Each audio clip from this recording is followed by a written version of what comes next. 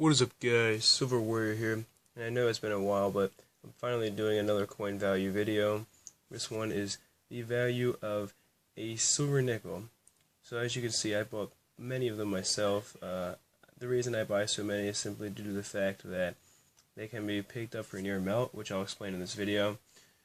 But let's get right into this. So the silver percent of the coin is 35%, which is the lowest percentage of silver ever in a U.S. coin, even being out the 40% Kennedy had from 65 through 1970.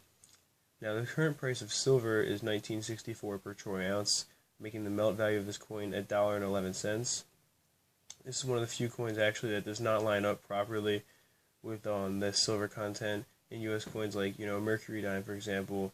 Will 2.5 of those will have as much silver as a silver quarter will. It's all based on face value. So like mercury dime would have as much silver, or 5 mercury dimes would have as much silver as the half dollar. These coins do not line up. 40% Kennedy halves do not line up with the face value to silver content, and the other coin that does not line up is silver dollars. Like peace dollars, for example, and Morgan dollars do not line up with that either. Like 10 mercury dimes does not equal the amount of silver in one Morgan dollar. So that's something interesting to consider with these coins. They actually break that. They actually have more silver for their face value than a mercury dime does. So 2 of these has about 1.5 times the amount of silver as a mercury dime does. Now, the silver content of this is 0.0565173116 troy ounces of silver. So not very much at all. Basically, a little bit over a 20th of an ounce of a 20th of a troy ounce of silver. Now, there's actually no key dates in the series at all. The only one to kind of look out for is the 1943D.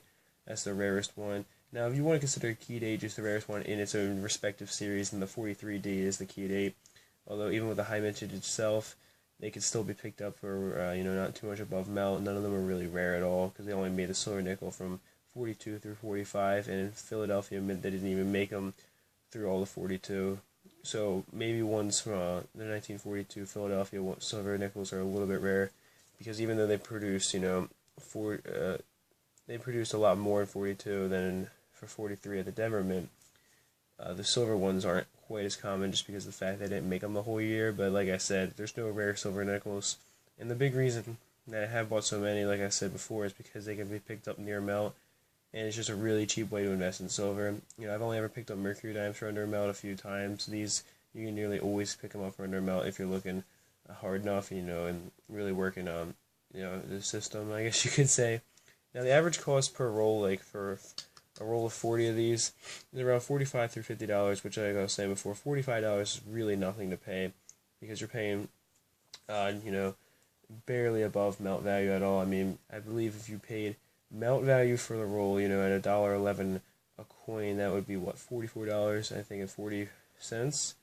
I believe, yeah, it'd be something like that, $44.40 would be the cost of it. So 45 is really not much to pay at all, and you can pay even under melt if you are making people offers that I guess they can't refuse, you could say, or something like that.